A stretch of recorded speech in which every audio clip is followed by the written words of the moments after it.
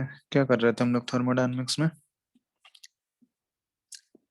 Gibbs energy. Gibbs free energy discuss कर लिए थे। Sir relationship with equilibrium constant तक हो गया था। अच्छा, ठीक है, तो वो हो गया था। तो थर्मोडायनेमिक्स वाला पार्ट ऑलमोस्ट कंप्लीट ही है। ठीक है, थर्मोकेमिस्ट्री वाला पार्ट अब हम लोग स्टार्ट करते हैं। ठीक है, थर्मोकेमिस्ट्री।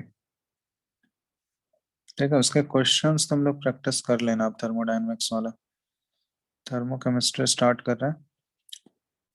तो थर्मोकेमिस्ट्री में देखो, थर्मोकेमिस्ट्री में मेनली हम लोग सर वहाँ जैसे लेक्चर नंबर लिख दीजिए ना।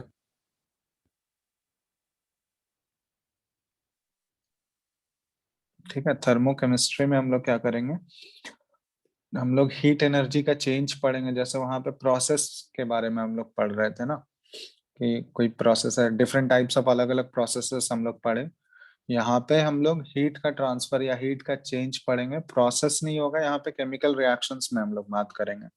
ठीक है, कि केमिकल रिएक्शंस में कैसे हीट का ट्रांसफर हो रहा है, एक फॉर्म से दूसरे फॉर्म, हीट एनर्जी कैसे चेंज हो रहा है, तो उसको हम लोग थर्मोकेमिस्ट्री में पढ़ते हैं।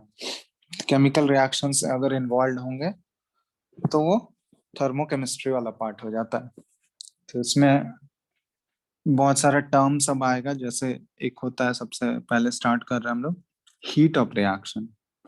ठीक है, तो जब भी कोई भी केमिकल रिएक्शन होता है ना, तो वहां पे जो एनर्जी रिलीज होता है या एनर्जी रिक्वायर्ड होता है, जो भी एंथैल्पी चेंज होगा उसका, उसको हम लोग हीट ऑफ रिएक्शन बोलते हैं। जैसे कोई भी प्रोसेस अगर हो रहा है, कोई भी रिएक्शन अगर हो रहा है, तो उस रिएक्शन का डेल्टा एच कितना होगा, तो डेल्टा एच ही जो है ये हीट ऑफ रिएक्शन कहलाता है। किसी भी केमिकल रिएक्शन का जितना एंथैल्पी चेंज हो रहा होगा, उसी एंथैल्पी चेंज को हम लोग बोलते हैं हीट ऑफ रिएक्शन। ठीक है, enthalpy change of a chemical reaction. तो किसी भी रिएक्शन का होने के बाद कितना एंथैल्पी का चेंज हो रहा है, उसको हम लोग हीट ऑफ रिएक्शन से डिनोट करते हैं। तो हीट ऑफ रिएक्शन एक्चुअली होता क्या है, जैसे मान लो कोई भी रिएक्शन रिएक्टेंट से प्रोडक्ट की तरफ जा रहा है, तो इसका डेल्टा एच हम लोग कैसे निकालते हैं, तो ये डेल्टा एच होता है,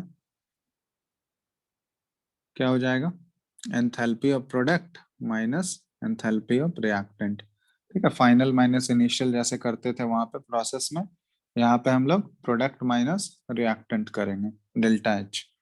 ठीक है, अब डेल्टा एच पॉजिटिव भी हो सकता है, डेल्टा एच नेगेटिव भी होता है। तो ये हम लोग देख चुके हैं, अगर डेल्टा एच पॉजिटिव होता है तो उस केस में हम लोग बोलते हैं एनर्जी एब्जॉर्ब हो रहा है। और जैसे मान लो ये देखो, डेल्टा एच अगर पॉजिटिव होगा हमारा, ठीक है, delta H is equal to positive, तो ये क्या सिग्निफाई कर रहा है कि enthalpy of product is greater than enthalpy of reactant होगा। और एंथैल्पी ऑफ प्रोडक्ट अगर एंथैल्पी ऑफ रिएक्टेंट से ज्यादा है, इसका मतलब एनर्जी क्या हो रहा है, एब्जॉर्ब हो रहा है या रिलीज हो रहा है, बताओ तो, इस प्रोसेस में, इस रिएक्शन में। सर रिलीज हो रहा है। क्या हम पूछ रहे हैं, प्रोडक्ट का एनर्जी ज्यादा है रिएक्टेंट से, एनर्जी रिलीज होगा। नहीं सर, एनर्जी गेन एब्जॉर्ब है। कुछ भी तुरंत बोल देते हो तुम लोग, एनर्जी एब्जॉर्ब होगा ना। और एनर्जी अगर एब्जॉर्ब होगा तो ये प्रोसेस क्या कहलाएगा, एक्सोथर्मिक या एंडोथर्मिक? एंडोथर्मिक। तो ये हो गया एंडोथर्मिक प्रोसेस। तो इसलिए अगर एंडोथर्मिक प्रोसेस होता है ना, तो उसके लिए हम लोग बोलते हैं चेंज इन एंथैल्पी जो है ये पॉजिटिव होता है। इसी तरह अगर डेल्टा एच हमारा नेगेटिव है, ठीक है, तो इसमें हम लोग बोलेंगे क्या है कि heat of product is less than enthalpy of product is less than enthalpy of reactant. तो इस केस में हम लोग बोल सकते हैं ये कि एनर्जी रिलीज हो रहा है, इस केस में एनर्जी इज रिलीज्ड। और एनर्जी जब भी रिलीज होता है तो ये प्रोसेस कैसा कहलाएगा, कैसा रिएक्शन होगा वो, एक्सोथर्मिक। Exothermic reaction. ठीक है, इसको ग्राफिकली भी हम लोग रिप्रेजेंट करते हैं। जैसे ये अगर हम लोग रिप्रेजेंट करना चाहें तो यहाँ पे हम लोग लिख रहे हैं, ये इधर वाई एक्सिस में हम लोग एनर्जी लिखेंगे और एक्स एक्सिस में हम लोग एक्सटेंट ऑफ रिएक्शन लिखते हैं, ठीक है। एक्सटेंट ऑफ रिएक्शन, रिएक्शन कैसे प्रोसीड हो रहा है। तो जैसे ये इस टाइप का ग्राफ कुछ बना रहा है, ये है रिएक्टेंट, ये रिएक्टेंट को सिग्निफाई कर रहा है, ये प्रोडक्ट को सिग्निफाई कर रहा है, ठीक है। अब ये ग्राफ तुम लोग बताना, दो ग्राफ हम ड्रॉ कर रहे हैं, दोनों ग्राफ में बताना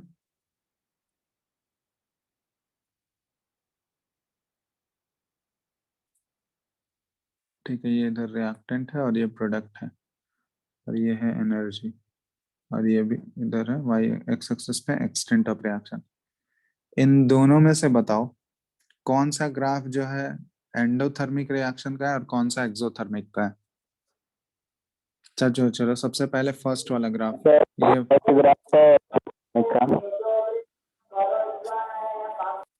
फर्स्ट वाला ग्राफ क्या है, सर एक्सोथर्मिक।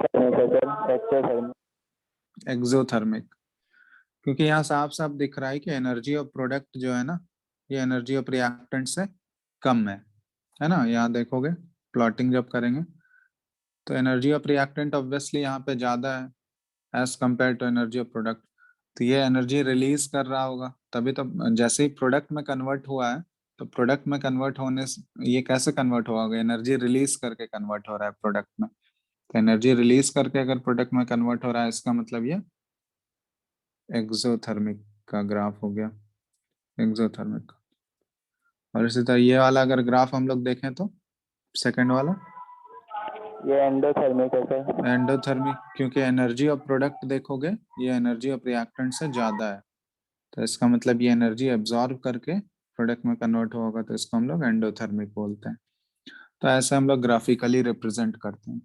जैसे रिएक्शन का एग्जांपल लेके भी हम लोग देख सकते हैं। फॉर एग्जांपल देखो, कोई भी रिएक्शन को हम लोग देख के नहीं बता सकते हैं कि एंडोथर्मिक होगा या एक्सोथर्मिक होगा, ऐसा नहीं बोलते हैं कि ऐसे कुछ कुछ रिएक्शंस में जनरली जैसे डिकम्पोजिशन रिएक्शन बोलते हैं लोग, कि डिकम्पोजिशन रिएक्शन जनरली होता है एंडोथर्मिक, पढ़े होंगे, क्योंकि उसमें हीट देंगे तभी तो डिकम्पोज होगा ना। समझ रहे हो बात। Yes sir. तो जनरली वो स्टेटमेंट आता है, क्योंकि सारे डिकम्पोजिशन रिएक्शन वो एंडोथर्मिक हो ये जरूरी नहीं है। जनरली स्टेटमेंट इसलिए हो क्योंकि सारे केसेस में वैलिड नहीं होता है, तो वो अल्टीमेटली एक्सपेरिमेंट के थ्रू ही आता है, ठीक है। क्योंकि किसी भी रिएक्शन का जो एंथैल्पी चेंज होता है ना, वो बहुत सारे फैक्टर्स पे डिपेंड करता है, एक फैक्टर नहीं होता, बहुत सारे फैक्टर वहाँ इन्वॉल्व होते हैं। इसलिए हम लोग कभी भी डायरेक्टली रिएक्शन देख के नहीं बता सकते हैं कि वो एंडोथर्मिक होगा या एक्सोथर्मिक। हमेशा कुछ ना कुछ कैलकुलेशंस इन्वॉल्व होते हैं, एक्सपेरिमेंटल डेटा इन्वॉल्व होगा, उसके बाद ही उसका हीट ऑफ रिएक्शन या फिर एंथैल्पी चेंज आता है। अगर एंथैल्पी चेंज पॉजिटिव हो गया तो उसको हम लोग बोलेंगे एंडोथर्मिक रिएक्शन, अगर एंथैल्पी चेंज नेगेटिव हो गया तो एक्सोथर्मिक है, ठीक है। तो जैसे for example neutralization reaction, NaOH जो है, NaOH एक्वस, ये HCl एसिड के साथ रिएक्ट कर रहा है, तो ये एसिड प्लस बेस का रिएक्शन है। तो ये न्यूट्रलाइजेशन रिएक्शन किस टाइप का रिएक्शन होगा बताओ तो, एंडोथर्मिक या एक्सोथर्मिक।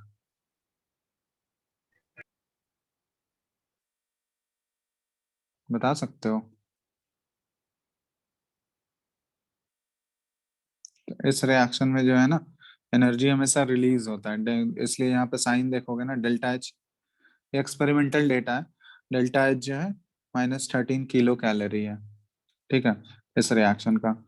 तो अब देखो माइनस साइन अगर दिख गया तो ये क्या हुआ, एक्सोथर्मिक या एंडोथर्मिक। एक्सोथर्मिक है सर। एक्सोथर्मिक हुआ, तो ये एक्सोथर्मिक प्रोसेस है, ठीक है। ये सब डेटा याद नहीं करना है तुमको, या ऐसा तुमको नहीं पूछा जाएगा कि हम्म, कोई भी रिएक्शन है, मतलब पूछा जा सकता है जनरल ऑब्वियस केस में, जैसा तुमको लग ही रहा है कि वहां पे हीट देने पे ही, जैसे जनरली वाला जो इक्वेशंस होते हैं या रिएक्शंस होते हैं, जैसे कॉम्बिनेशन रिएक्शंस होते हैं, ये पढ़े होगे। कॉम्बिनेशन रिएक्शन जनरली एक्सोथर्मिक होता है, क्योंकि दो सब्सटेंस कंबाइन करके एक नया सब्सटेंस बनाता है, तो वहां पे जनरली एनर्जी रिलीज होता है। लेकिन सारे कॉम्बिनेशन रिएक्शन वो एक्सोथर्मिक हो वो जरूरी नहीं है, ठीक है। हाँ, तो इसलिए एक्सपेरिमेंटल डेटा का जरूरत पड़ता है हमको। जैसे carbon solid plus H2O gas, ठीक है, ये होता है CO गैस और प्लस H2 गैस, ठीक है। ये जैसे एक रिएक्शन दिया हुआ है, तो इस रिएक्शन को देख के बता सकते हो क्या एक्सोथर्मिक है या एंडोथर्मिक? बोलो, बता सकते हो देख के?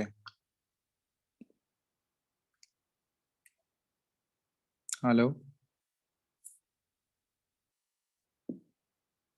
हेलो, आवाज आ रहा है? यस नहीं समझ आवाज आ रहा है या नहीं? हाँ सर। आ रहा है सर। हाँ, तो देख के नहीं बता सकते हैं ना हम लोग। अभी तो बताए, किसी भी रिएक्शन को जनरली देख के हम लोग नहीं बोल सकते हैं कि वो एक्सोथर्मिक है या एंडोथर्मिक है, जब तक पूरा ऑब्वियस केस नहीं हो, ठीक है। तो यहाँ भी जब एक्सपेरिमेंटल डेटा आता है, डेल्टा एच इसका +30 किलो कैलोरी पर मोल है। ये इसका एंथैल्पी चेंज जो है ये +30 किलो कैलोरी। आप बताओ तो। एंडोथर्मिक होगा। तो ये हो गया एंडोथर्मिक, ठीक है। तो ये चीज होता है। तो बहुत सारे एनर्जीज इन्वॉल्व होते हैं, बहुत सारा फैक्टर्स इन्वॉल्व होता है जो कि एंथैल्पी चेंज को इफेक्ट करता है, इसलिए ये सारा एक्सपेरिमेंटल डेटा के थ्रू ही आता है। तो वो चीज हम लोग देखते हैं, कौन कौन से फैक्टर्स होते हैं जो कि डेल्टा एच ऑफ रिएक्शन को इफेक्ट करता है। Factors affecting the heat of reaction, या फिर डेल्टा एच। कौन कौन से फैक्टर्स हैं जो कि डेल्टा एच को इफेक्ट करेगा? तो सबसे पहला है physical state of reactant and product. Physical state of reactant and product, क्योंकि ये देखो, ये फिजिकल स्टेट ऑब्वियसली इफेक्ट करेगा, क्योंकि अगर रिएक्टेंट, मान लो किसी केस में रिएक्टेंट सॉलिड लिए हैं, तो उसका जो डेल्टा एच होगा वो उस रिएक्शन के लिए, सॉलिड अगर लिए हैं तो उसके लिए कुछ डिफरेंट होगा। लेकिन सेम अलग रिएक्शन अगर हम लोग कर रहे हैं और वहां पे सेम रिएक्टेंट का फेज जो है, अगर गैस ले लेते हैं हम लोग, तो उस सेकंड वाले केस में जिसमें गैस लिए हैं हम लोग, उसका जब डेल्टा एच निकालोगे तो वो डिफरेंट आएगा पहले वाले से। समझ रहे हो बात? क्योंकि डेल्टा एच जो है एंथैल्पी चेंज या फिर हीट ऑफ रिएक्शन जो है वो फिजिकल स्टेट पे डिपेंड करता है, रिएक्टेंट और प्रोडक्ट दोनों के।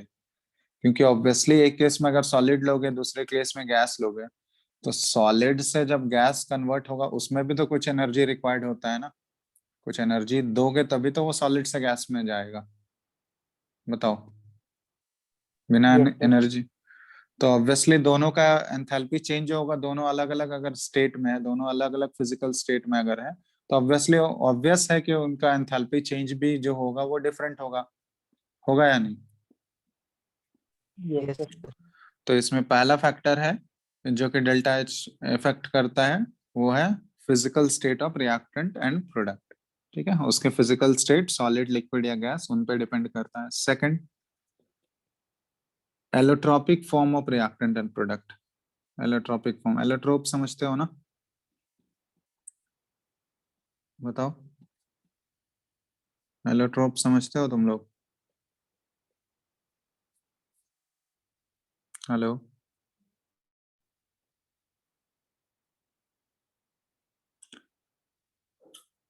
एलोट्रोप समझते हो? सर डिफरेंट स्ट्रक्चर होता है। क्या डिफरेंट स्ट्रक्चर, किसका?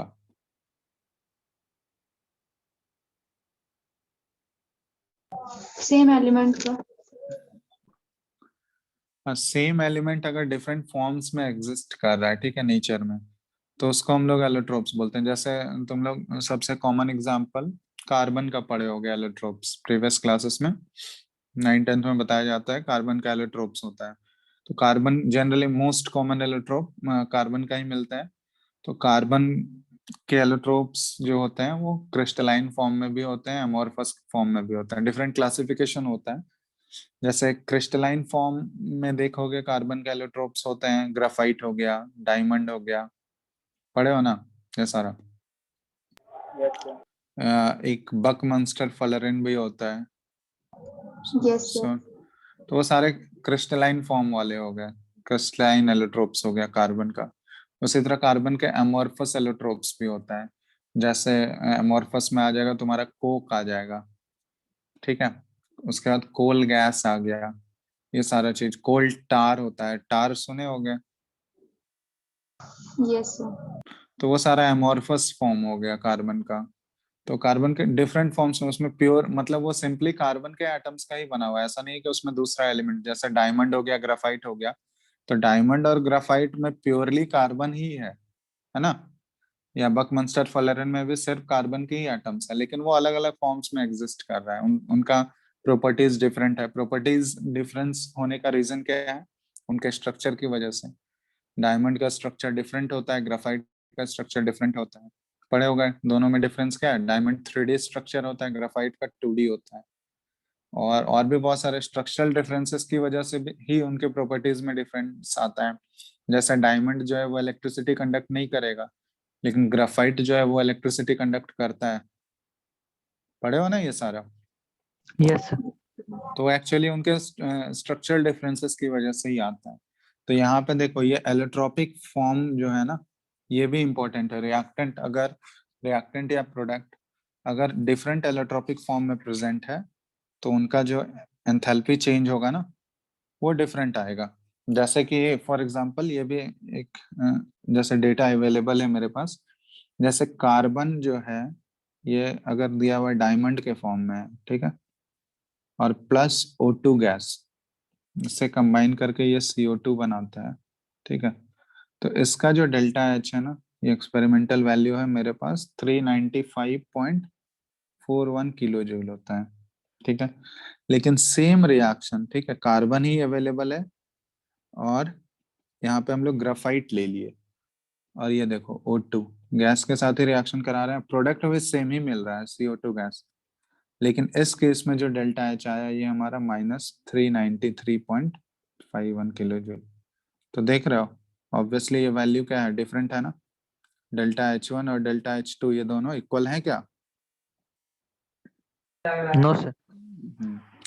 तो यही सिग्निफाई कर रहा है कि एंथैल्पी चेंज जो है या हीट ऑफ रिएक्शन जो है, उस रिएक्टेंट या प्रोडक्ट के एलोट्रोपिक फॉर्म पे भी डिपेंड करता है। समझ में आ गया?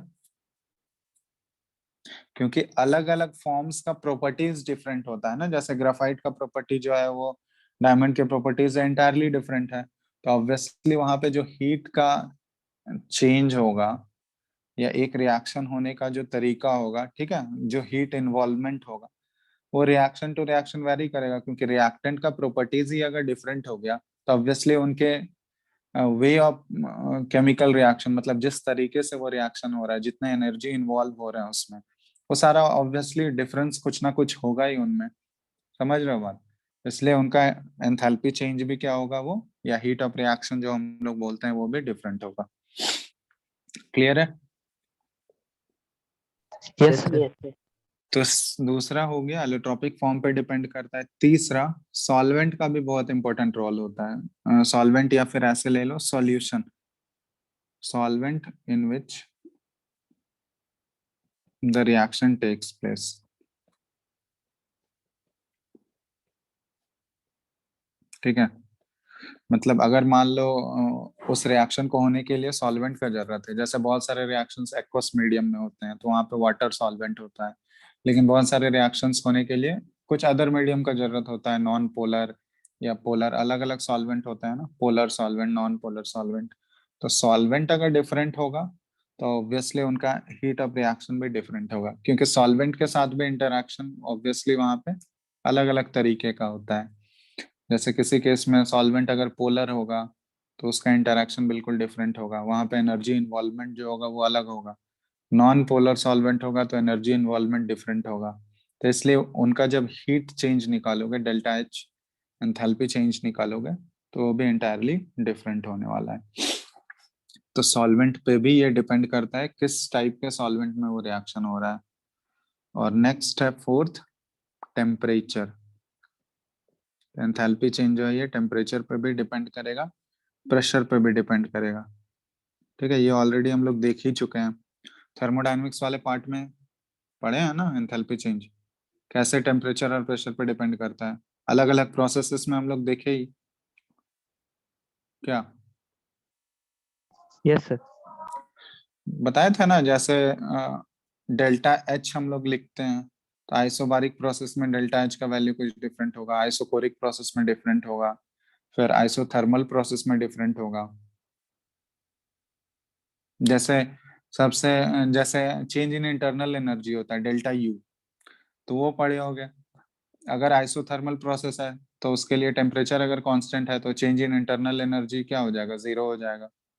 लेकिन अगर आइसोकोरिक प्रोसेस होता है तो चेंज इन इंटरनल एनर्जी कैसे निकालते हैं हम लोग, n C v delta T होता है ना।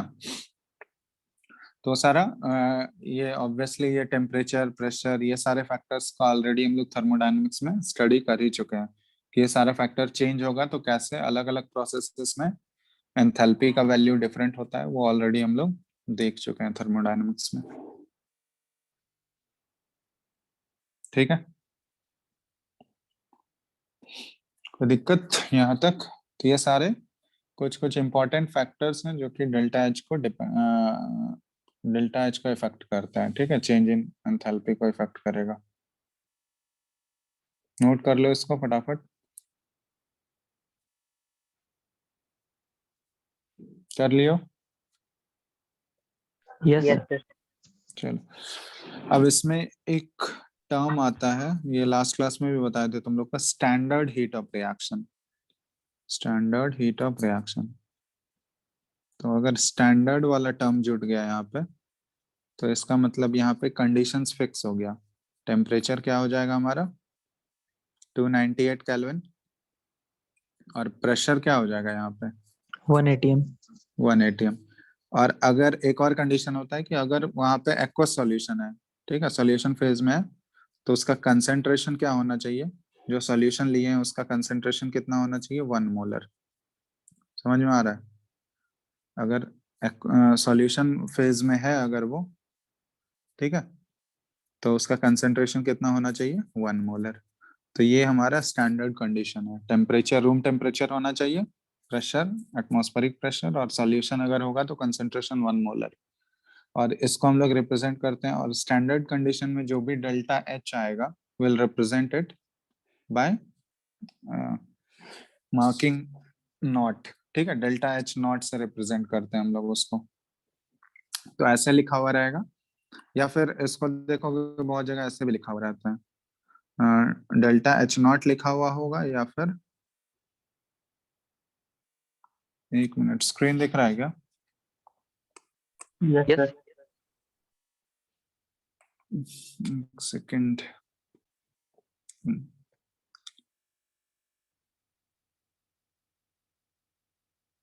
रुको यार, पेंसिल डिस्चार्ज हो गया, 2 मिनट रुको।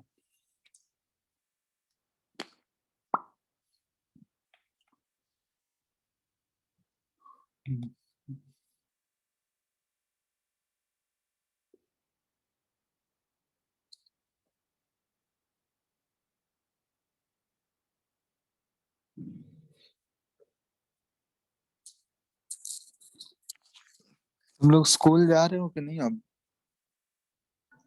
जा रहे हैं सर। सब लोग? नो सर, सब अभी लोग एग्जाम होने वाला है इसलिए। कब से है तुम लोग का 11th का एग्जाम? अभी डेट नहीं आया, बस बोला गया है कि होगा।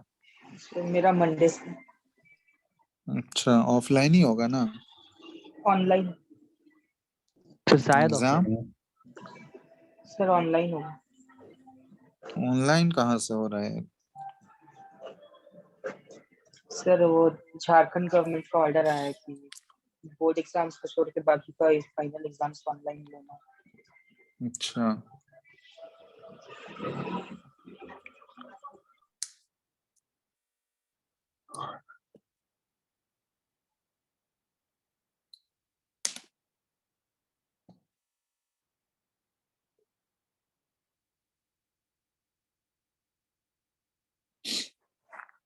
चलो इतना काफी है, इतना से हो जाएगा। रुको,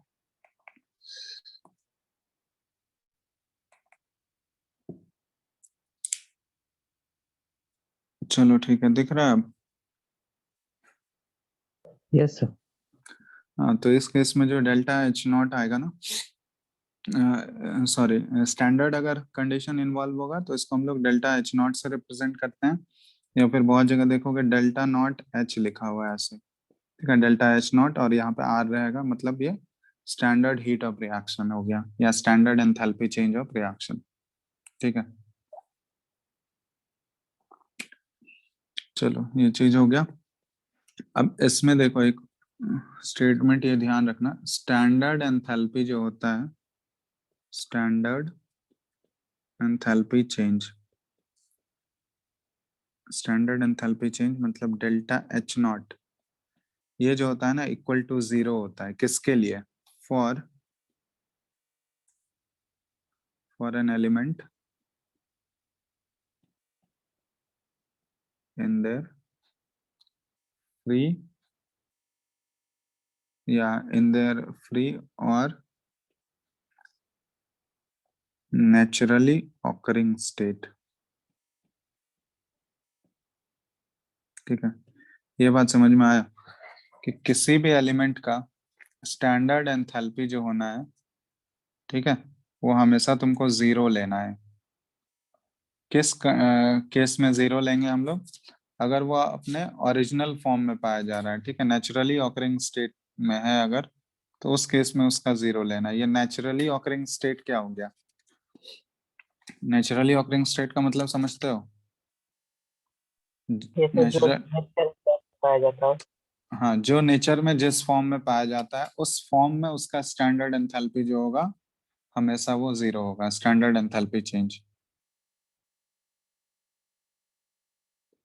जैसे फॉर एग्जांपल बताओ तो,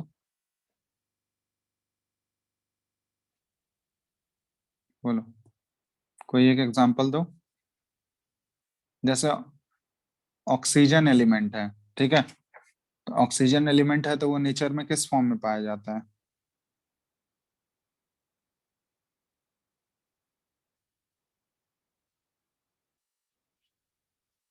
किस फॉर्म में ऑक्सीजन पाया जाएगा नेचर में, बताओ? O2 गैस के फॉर्म में। O2 गैस के फॉर्म में।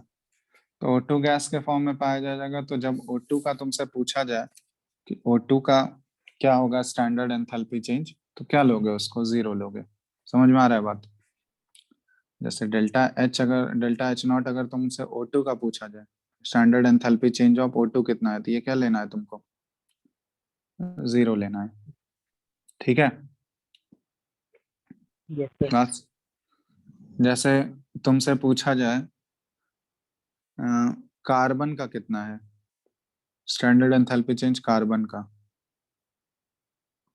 बताओ, क्या लोगे? तो यहाँ पे तुमको क्या चीज पता होना चाहिए, क्योंकि कार्बन देखो, कार्बन एलोट्रोपिक फॉर्म में पहले से प्रेजेंट होते, कार्बन के बहुत सारे एलोट्रोप्स होते हैं, तो कार्बन के चीज में ये तुमको एलोट्रोपिक फॉर्म उसका पता होना चाहिए, क्योंकि ग्राफाइट के केस में इसका 0 होता है, लेकिन यही तुम्हारा अगर कार्बन का तुमसे पूछा जाए डायमंड के फॉर्म में कितना है, तो डायमंड के फॉर्म में इसका 0 नहीं होता है, क्योंकि डायमंड के फॉर्म में वो नेचुरली अकर करता है क्या? डायमंड के फॉर्म में नहीं करता है। डायमंड का एक्चुअली क्या होता है? डायमंड का प्रोसेस होता है ना बनाने का। नेचुरली डायमंड के फॉर्म में एग्जिस्ट करता है क्या कार्बन? No sir. तो सर डायमंड को तो बनाया जाता है ना, प्रोसेस पढ़े होगे तुम लोग, डायमंड कैसे बनता है प्रोसेस? बहुत ज्यादा हाई टेम्परेचर और हाई प्रेशर किया जाता है वो प्रोसेस। तो ये होता है यहाँ पे, अगर एलोट्रोपिक फॉर्म में अगर कोई भी एलिमेंट एलोट्रोपिक फॉर्म में प्रेजेंट है, तो जो एलोट्रोपिक फॉर्म नेचर में पाया जाता है उस फॉर्म में उसका 0 होगा। अगर जिस फॉर्म में वो नहीं पाया जा रहा है उसको 0 वहां पे नहीं करना है, ठीक है। जैसे तुमसे डेल्टा एच नॉट हाइड्रोजन का पूछा गया, तो हाइड्रोजन नेचर में किस फॉर्म में एग्जिस्ट करता है? H2 के फॉर्म में, H2 के फॉर्म में ही पाया जाता है ना हाइड्रोजन, तो इस Yes, फॉर्म में sir. इसका क्या हो जाएगा? 0। जैसे नाइट्रोजन किस फॉर्म में एग्जिस्ट करता है नेचर में? N2 गैस के फॉर्म में। नाइट्रोजन तो N2 गैस के फॉर्म में ही एग्जिस्ट करेगा नेचर में, रूम टेम्परेचर पे। बताओ, जो Yes, sir. ये स्टैंडर्ड कंडीशन है तो रूम टेम्परेचर की ही बात करता है ना, टेम्परेचर क्या होना चाहिए? रूम टेम्परेचर होना चाहिए 298 केल्विन। तो जो नाइट्रोजन है वो रूम टेम्परेचर पे N2 गैस के फॉर्म में एग्जिस्ट करता है, तो इस फॉर्म में इसका स्टैंडर्ड एंथैल्पी चेंज क्या हो जाएगा, 0। तो ये हुआ कि वो नेचर में रूम टेम्परेचर पे वो किस फॉर्म में एग्जिस्ट कर रहा है, उस फॉर्म में उसका हम लोग स्टैंडर्ड एंथैल्पी चेंज जो है ये हम लोग 0 लेंगे। बात समझ में आ गया? Yes, yes. चलो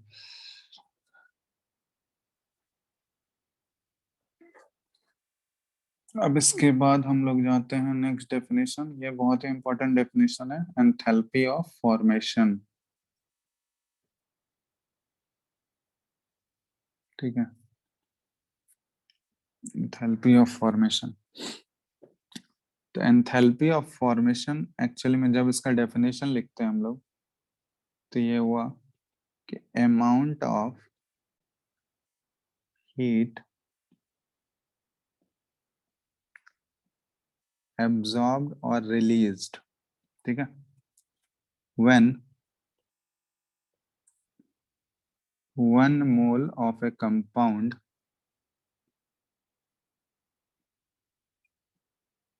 is formed by its constituent elements in their free or naturally occurring state। इसको हम लोग एंथैल्पी ऑफ फॉर्मेशन बोलते हैं। ये बहुत ही इंपॉर्टेंट टर्म है, ठीक है, एंथैल्पी ऑफ फॉर्मेशन, क्योंकि इसका बहुत ज्यादा यूज करेंगे, एप्लीकेशन होगा न्यूमेरिकल्स में भी। तो एंथैल्पी ऑफ फॉर्मेशन का मतलब क्या हुआ कि किसी भी कंपाउंड का, ठीक है, ये मेनली कंपाउंड के लिए एप्लीकेबल होगा, तो किसी भी कंपाउंड का जब भी फॉर्मेशन होगा, उस कंपाउंड का 1 मोल फॉर्मेशन करना है हमको उसके कंस्टिट्यूएंट एलिमेंट्स से। उसमें जितने भी एलिमेंट्स हैं वो उसके कंस्टिट्यूएंट एलिमेंट से फॉर्म होना चाहिए, और वो कंस्टिट्यूएंट एलिमेंट्स जो है अपने नेचुरल स्टेट में होना चाहिए, मतलब जिस फॉर्म में वो नेचर में अकर करता है उसी फॉर्म में होना चाहिए।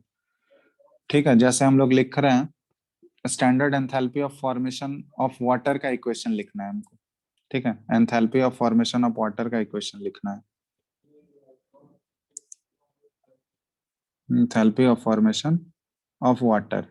ठीक है, तो जो इसका एज पर डेफिनेशन अगर हम लोग जाएंगे, तो enthalpy of formation of water का इक्वेशन क्या हो जाएगा बता सकते हो?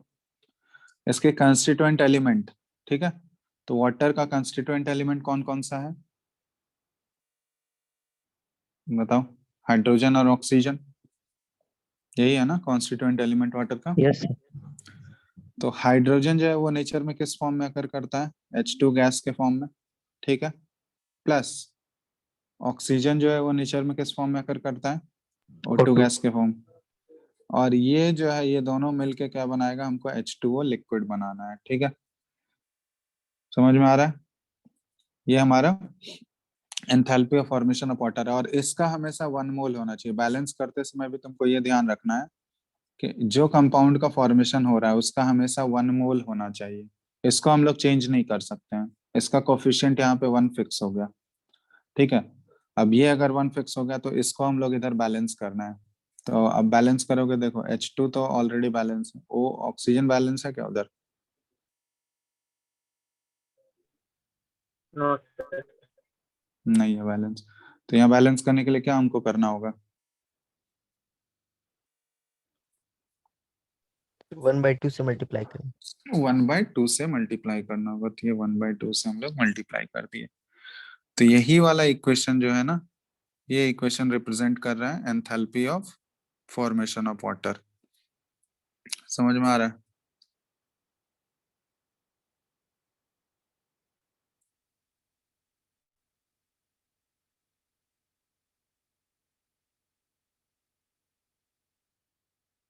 ठीक है,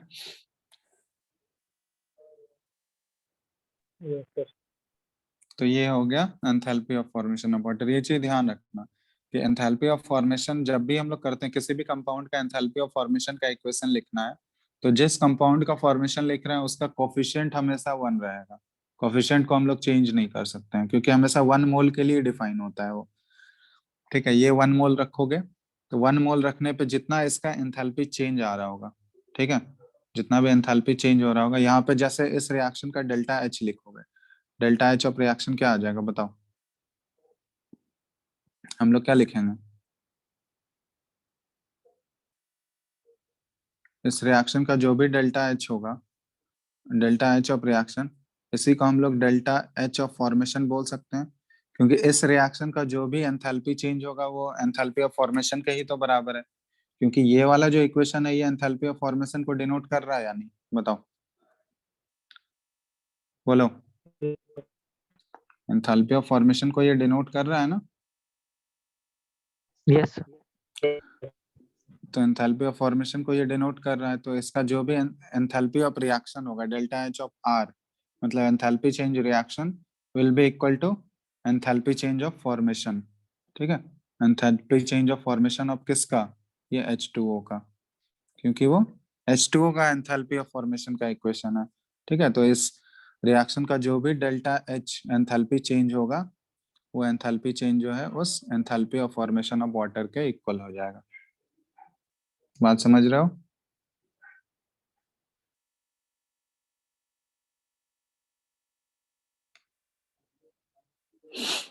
ठीक है, Yes.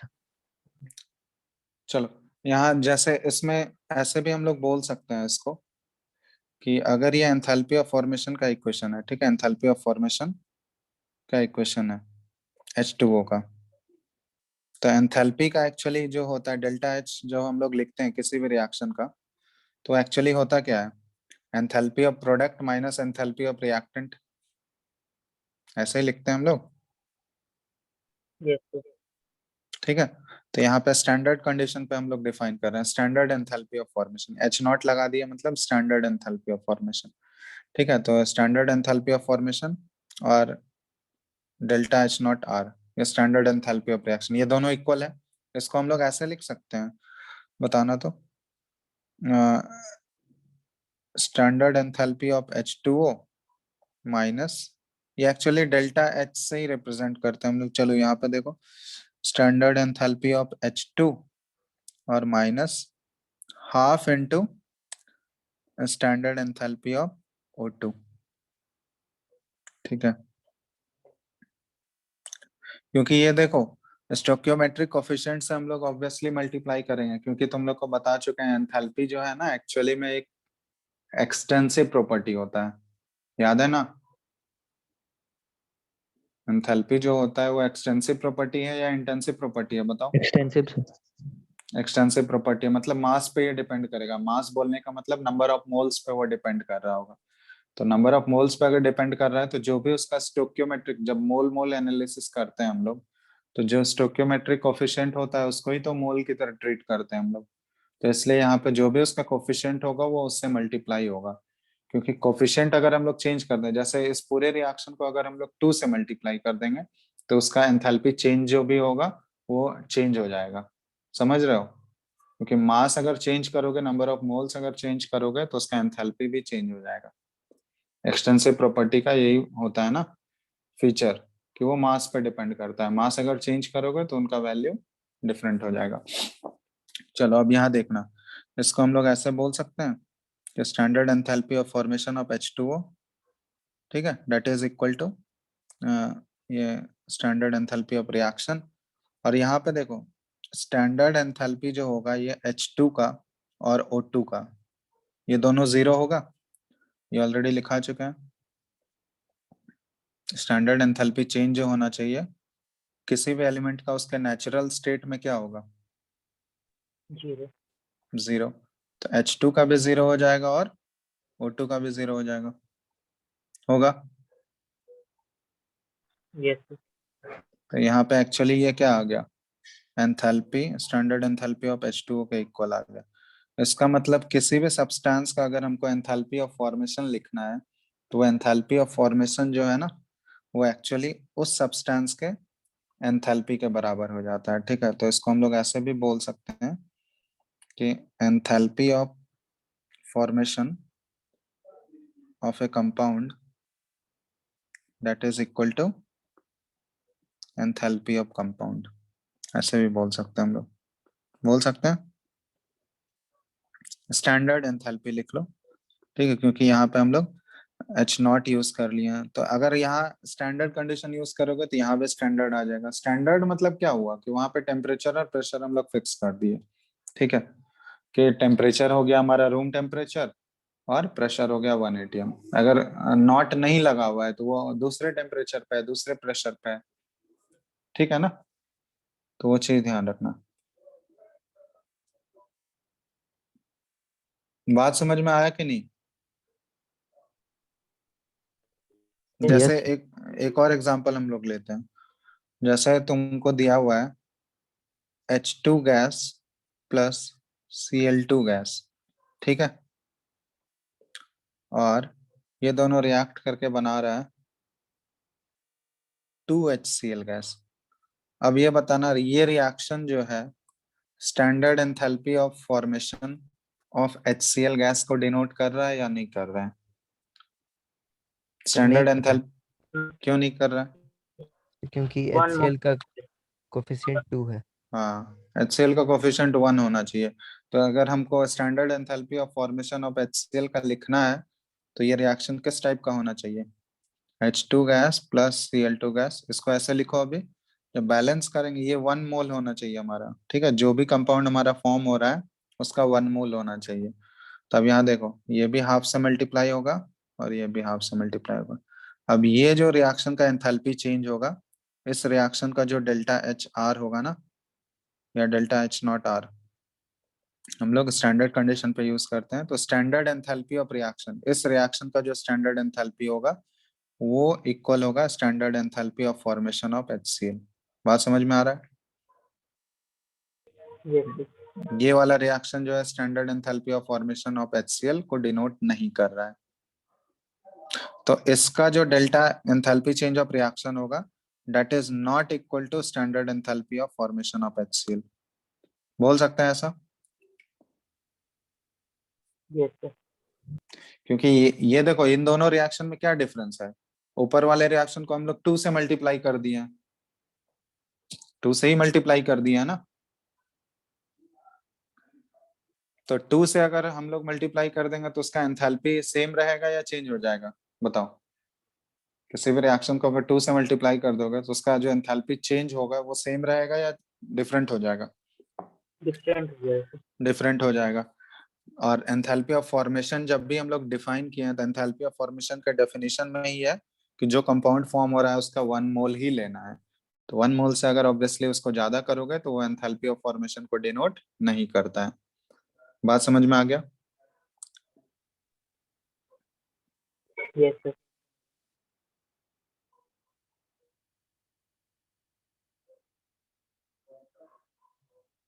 चलो अब इसको देखो, हम लोग जैसे जनरलाइज करते हैं इसको हम।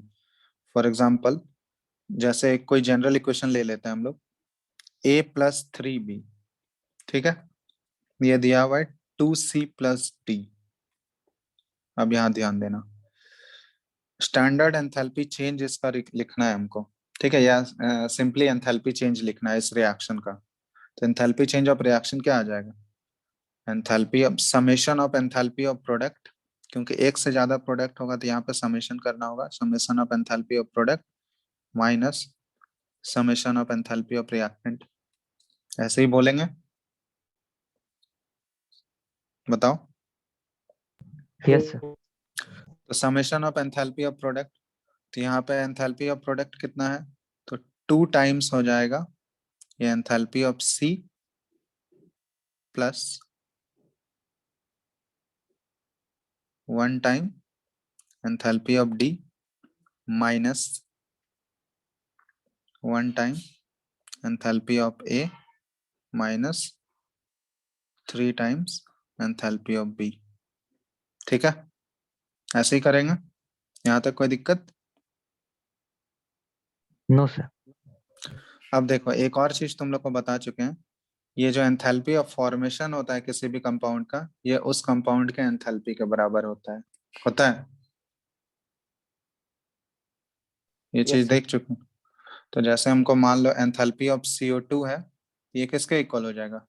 Enthalpy of formation of CO2 होगा।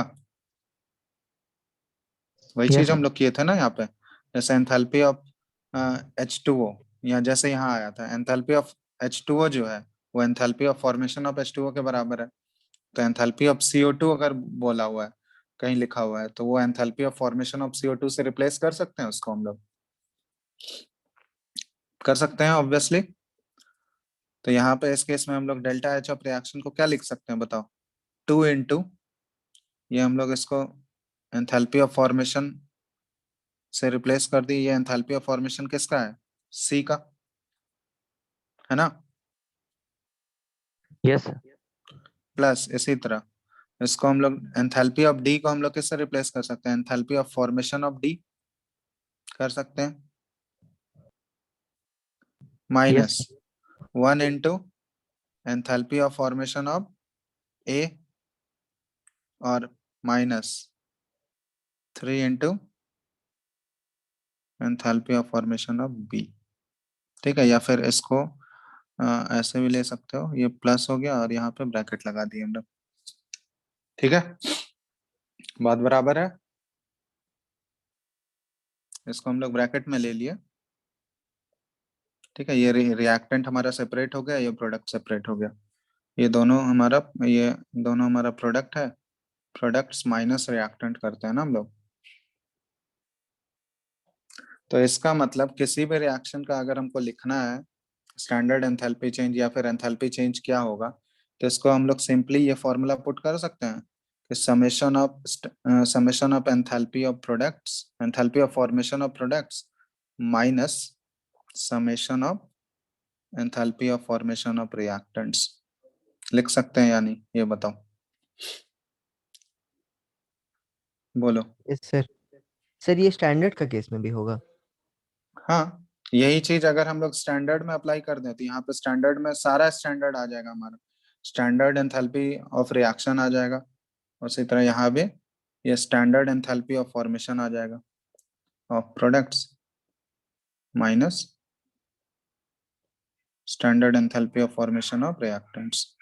एक जगह स्टैंडर्ड लिए तो सारा क्या हो जाएगा, सारा स्टैंडर्ड लेना होगा हमको, क्योंकि रिएक्शन तो एक ही कंडीशन, ऐसा थोड़ी होगा कि तुम्हारे रिएक्टेंट का टेम्परेचर डिफरेंट होगा और प्रोडक्ट का टेम्परेचर डिफरेंट होगा, ऐसा होता है क्या केमिकल रिएक्शन में। जो भी रिएक्टेंट और प्रोडक्ट होगा उसका टेम्परेचर तो सेम ही होगा, उसी कंटेनर में तो हो रहा होगा वो। समझ में आ रहा है या नहीं। Yes sir. तो कंटेनर अगर सेम है तो टेम्परेचर डिफरेंट हो सकता है क्या। No sir. तो इसीलिए अगर एक जगह तुम स्टैंडर्ड यूज किए तो सभी जगह सारे के लिए तुमको स्टैंडर्ड ही वैल्यू आएगा उस केस में। ठीक है, तो ये फॉर्मूला बस ध्यान रखना कि स्टैंडर्ड एंथैल्पी चेंज किसी भी रिएक्शन का निकालना है हमको या फिर एंथैल्पी चेंज निकालना है तो ये हम लोग डायरेक्टली ये फॉर्मूला यूज कर सकते हैं। ठीक है,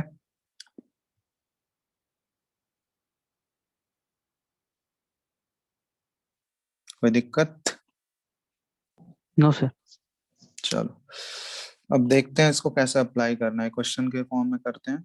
जैसे एक क्वेश्चन लेते हैं हम लोग, सिंपल सा क्वेश्चन है, calculate delta H R for the reaction. ठीक है, एक रिएक्शन दिया गया हमको, CH4 gas, combustion of methane का इक्वेशन है ये है CO2 gas plus 2H2O liquid. ठीक है, और यहाँ पे हमको वैल्यूज दिया गया है एंथैल्पी ऑफ फॉर्मेशन का, CH4 गैस का दिया गया है, ये है -80 किलो जूल पर मोल, CO2 गैस का है -400 किलो जूल पर मोल, और H2O लिक्विड का है -300 किलो जूल पर मोल। ठीक है, चलो करो तो, एंथैल्पी चेंज रिएक्शन का निकालना है।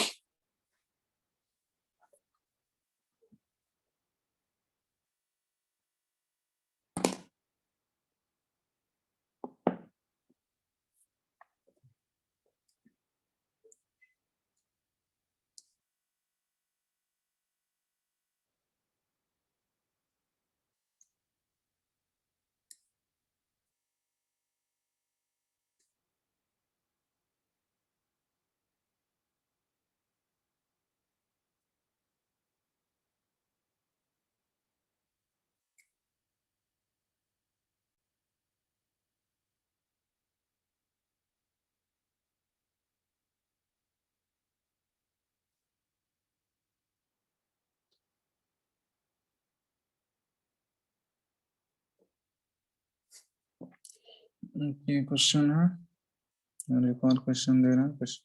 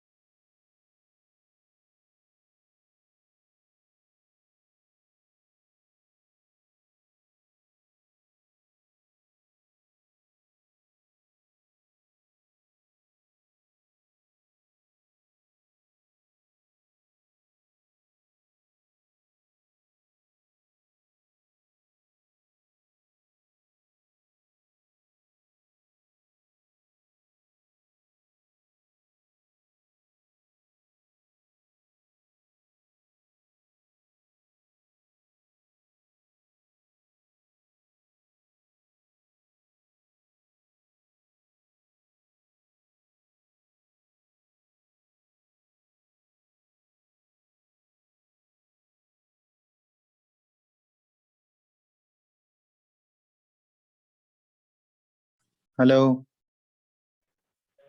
Yes sir. आवाज नहीं आ रहा है क्या तुम लोगों को? सर तभी अब डिस्कनेक्ट हो गया। अच्छा रुको एक सेकंड, अभिषेक होस्ट शिफ्ट करो तो। Yes sir.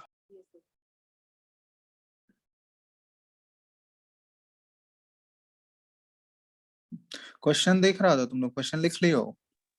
सर नो हाँ, सर। देखो अभी दिख रहा है क्या क्वेश्चन? Yes sir. पहला का आंसर -460 आ रहा है।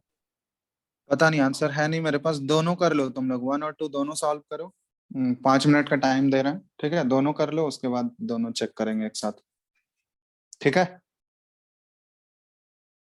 Yes. 5 मिनट, 5 मिनट का टाइम है, दोनों ट्राई करो।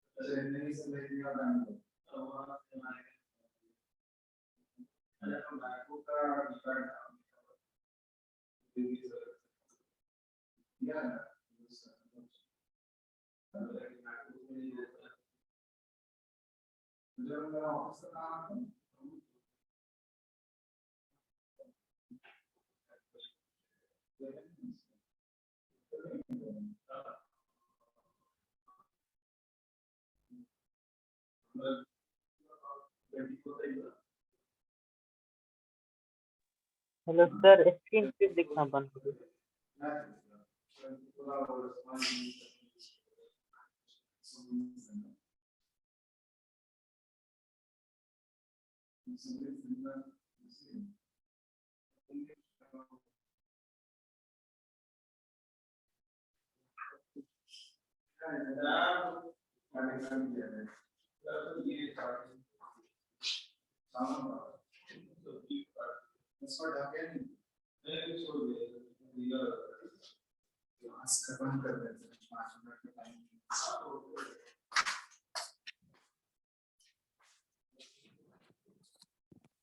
Hello hello, Yes, sir. बना लिए तुम लोग? सर सेकेंड का डेल्टा एच आया -120। पहला का बताओ तुम लोग पहले, फर्स्ट का अगर बना। अच्छा एक मिनट, स्क्रीन नहीं दिख रहा है क्या? No sir. अभी देखो तो दिख रहा है। Yes sir. Yes, sir. अच्छा चलो पहला का आंसर बताओ तुम लोग। -460। सबका वही आ रहा है, -460। यही बोल रहे हो ना? और बाकी लोग बताओ, -460 किसी का है क्या? Hello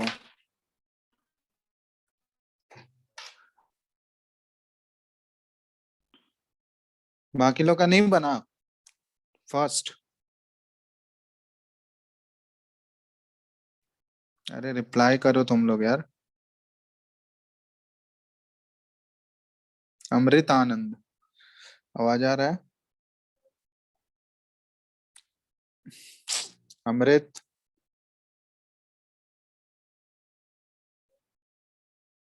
yes sir. Yes sir. कोई बताओगे? सब और किसी का 460 आया है? सर -920 आया है। Yes, sir. देख, मेरा भी उतना ही आया. चलो एक ऑप्शन तो बना दिए, चलो तुम ही लोग ऑप्शन बनाओ। यहाँ पे पहला -460, दूसरा -920 Yes, किलो sir. जूल पर हूँ। तीसरा बताओ, थर्ड ऑप्शन कोई बताओ। और किसी का कुछ डिफरेंट आया?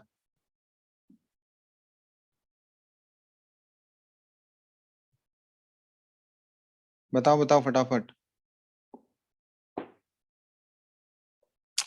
अरे सिंपल सा क्वेश्चन है, इसमें क्या करना है तुमको? डेल्टा एच ऑफ रिएक्शन तुमको पता ही है, summation of enthalpy of formation of product minus summation of enthalpy of formation of reactant, यही तो करना है। इसमें क्या इतना कैलकुलेशन एरर कर रहे हो? ये क्या हो जाएगा? 2 इंटू, सॉरी ये वो यहाँ पे 1 है, तो 1 into enthalpy of formation of CO2 कितना है? -400। तो ये हो गया -400 plus 2 times enthalpy of formation of H2O, तो ये भी माइनस में है, तो -2 इंटू 300। ठीक है, और ये माइनस CH4 CH4 का -80 है तो ये माइनस इंटू माइनस ये +80 हो जाएगा। और O2 का क्या होगा? ये तो 0 होगा ना। O2 Yes, का एंथैल्पी ऑफ फॉर्मेशन तो 0 होगा, नेचुरल स्टेट में है वो, तो 0 हो गया। तो इसको कर लो यहाँ पे, ये हो गया तुम्हारा -600 और ये -1000 + 80, ये कितना आ जाएगा? -920 हो जाएगा। कौन 460 बता रहा था? ये करेक्ट आंसर है, -920 किलो जूल पर मोल। ठीक है,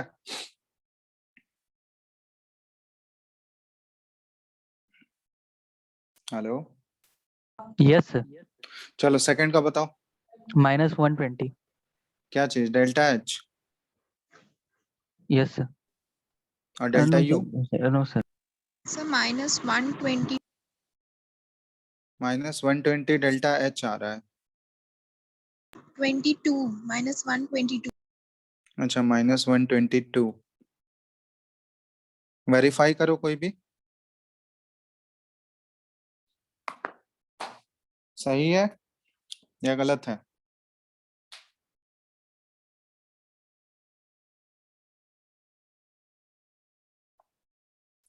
अरे यहाँ भी तो वही चीज करना है यार, तुम लोग कैलकुलेशन ये भी नहीं कर सकते हो कैलकुलेशन,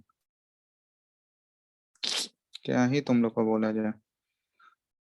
ये N2O गैस का एंथैल्पी ऑफ फॉर्मेशन दिया गया है ना, 80 है, तो 1 × 80 करोगे, प्लस 2H2O, तो H2O का कितना है? -300, तो -2 × 300 हो गया। उसके बाद इधर क्या है? NHNO3, इसका -400 है, तो माइनस इंटू माइनस ये +400 हो जाएगा। तो ये 80 -600 +400 Sir, -120 होगा. -120। 120. ये 122 कैसे आ गया? किसका 122 आया था?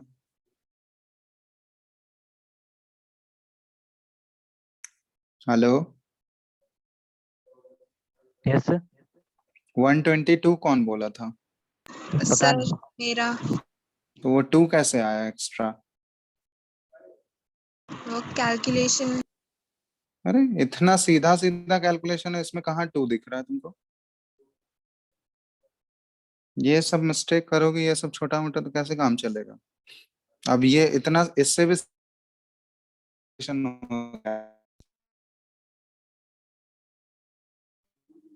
चलो डेल्टा यू बताओ कैसे निकालेंगे? कोई डेल्टा यू निकालेगा इस रिएक्शन का?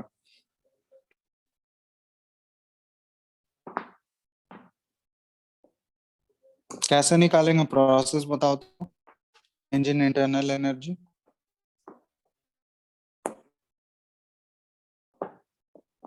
हेलो,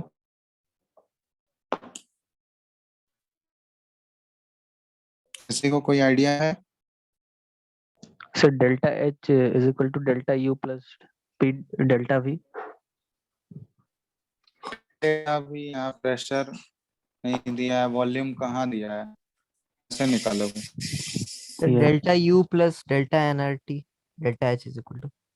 हाँ, ये केमिकल रिएक्शन में तुम लोग को ये बताया था, delta H is equal to delta U plus del n g R T. ये रिएक्शन के लिए लिखाए भी थे तुम लोग को, याद है ये रिलेशन? Yes, sir. तो फिर क्यों नहीं ये सब याद करते हो? ये सब क्या सिर्फ कॉपी में लिखने के लिए लिखा हुआ है? डेल्टा एन जी कैसे निकालते हैं हम लोग? Number of moles of product minus stoichiometric coefficient, actually होता है ये stoichiometric coefficient of product minus reactant. तो इस रिएक्शन के लिए डेल एन जी कितना आ जाएगा बताओ दो?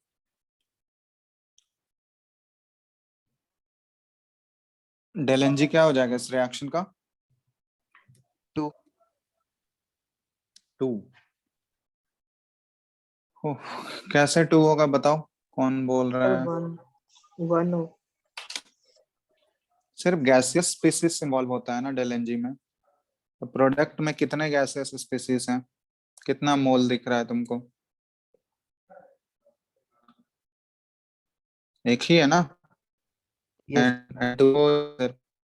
रिएक्टेंट में तो कुछ है ही नहीं, तो 1 - डेल एन जी तो 1 हो गया।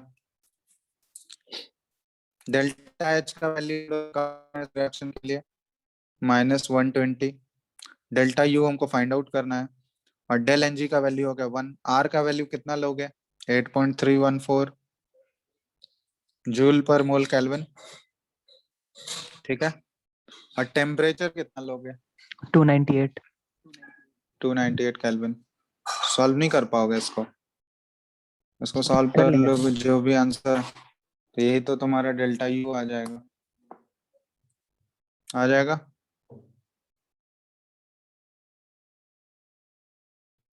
हाँ नहीं हो गया, यस सर। चलो तो सिंपल है ना ये सब चीज, ठीक है। नोट कर लिए इसको पूरा, यस देख लो सर। एक बार, किसी को दिक्कत है उसमें, वो दोनों न्यूमेरिकल्स में देख लो एक बार। Hello, question Yes, sir. Number 1, 1 और 2 इन दोनों न्यूमेरिकल में किसी को दिक्कत है? No, sir. नहीं, चलो वो कैलकुलेशन कर लेना, ठीक है। वो आंसर है नहीं मेरे पास एक्चुअली, वो कैलकुलेट कर लेना, जितना भी आएगा वही आंसर हो जाएगा। देखना साइन वाइन में अंतर, साइन में वो गलती मत कर देना, ठीक है। तो जो भी आएगा वो आंसर आ जाएगा वहां से डेल्टा यू का। चलो ठीक है, तो ये आज इतना ही रखते हैं हम लोग, आगे नेक्स्ट क्लास में। और इसमें ज्यादा टाइम नहीं लगेगा, थर्मोकेमिस्ट्री वाले में मैक्सिमम, और यहाँ से 3 क्लासेस और मान के चलो, ठीक है। यहाँ से और नेक्स्ट 3 क्लासेस में तुम लोग का ये चैप्टर खत्म हो जाएगा, ठीक है। क्योंकि थर्मोडायनेमिक्स वाला पार्ट वो थोड़ा सा लंबा पार्ट था, उसमें ज्यादा टाइम लगा, ये वाले पार्ट में ज्यादा टाइम नहीं लगेगा। हाँ, 3 क्लासेस में टॉपिक सारे कवर हो जाएंगे। इसमें मेन जो है ना, ये टर्म्स सब एक बार देख लिए, कुछ कुछ टर्म्स और बच गया है।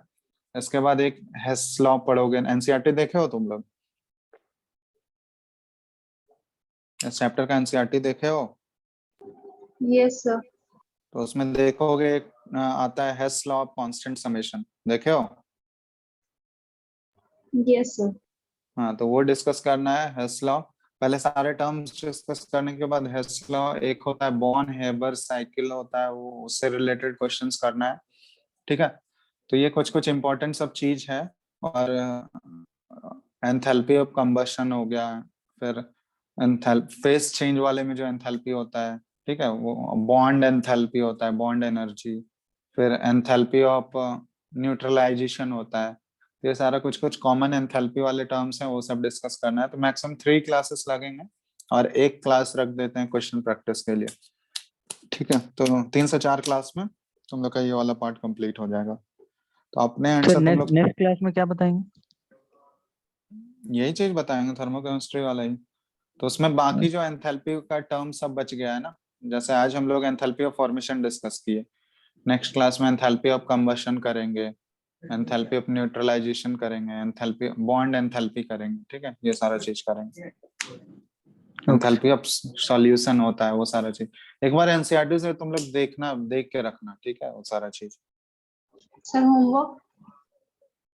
एंथैल्पी ऑफ एटोमाइजेशन होता है। होमवर्क तुम लोग का थर्मोडायनेमिक्स वाला पार्ट तुम लोग कंप्लीट करो, ठीक है। इधर थर्मोकेमिस्ट्री तुम लोग का स्टार्ट हो गया, थर्मोडायनेमिक्स जो पिछला वाला टॉपिक था उसको तुम लोग कंप्लीट करो अपना, ठीक है। Yes sir. और दोनों का डिस्कशन सर एक ही साथ होगा? हाँ, डिस्कशन एक ही साथ कर लेंगे। तुम लोग बनाओ, थर्मोडायनेमिक्स बना चुके हो पूरा? सर पूरा नहीं बनाया। क्वेश्चंस बनाए हो क्वेश्चंस? थोड़ा थोड़ा बनाया सर, पूरा नहीं बनाया। जो जो पढ़ा दिए थे तो सारा बनाया। ठीक, ठीक है, तो बनाओ, उसको डिस्कस कर लेंगे एक दिन, डिस्कशन के लिए हम रख देंगे, ठीक है। Yes sir. चलो, चलो फिर, तो आगे नेक्स्ट क्लास में करते हैं। नेक्स्ट सर क्लास आपका कल है। ऑफलाइन क्लास कब से होगा? क्या चीज? आपका ऑफलाइन क्लास कब से होगा सर? ऑफलाइन क्लास तो चल रहा है ना तुम लोग का वहां पे? सर नहीं आपके सर, बारे में बता रहा हूँ। आपका। पता नहीं यार, मेरा अभी अभी तो फिलहाल इस मंथ तो नहीं। तुम लोग का वहाँ क्लास में केमिस्ट्री में क्या चल रहा है तुम लोग का? सर आइसोमरिज्म चल रहा है, कन्फर्मेशनल आइसोमरिज्म। अच्छा, ठीक ही है। चलो फिर, तो तुम लोग का सिलेबस तो इधर थर्मोडायनेमिक्स खत्म हो जाएगा, तब तो मेजर पोर्शन तो खत्म। और तुम लोग का क्या बच गया फिजिकल में? एक रेडॉक्स चैप्टर बचा हुआ है ना सर मेन? Yes sir. ठीक है, पहले इसको कंप्लीट करते हैं। ये तुम्हारा 11th स्कूल एग्जाम्स के लिए भी इम्पोर्टेंट हो जाएगा ये चैप्टर। ठीक है, और बाकी कंपटीशन के लिए तो है ही ये chapter.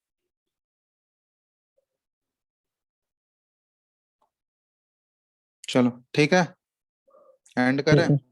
Yes sir, thank you sir. चलो आगे, हाँ ठीक है, आगे नेक्स्ट क्लास में करते हैं।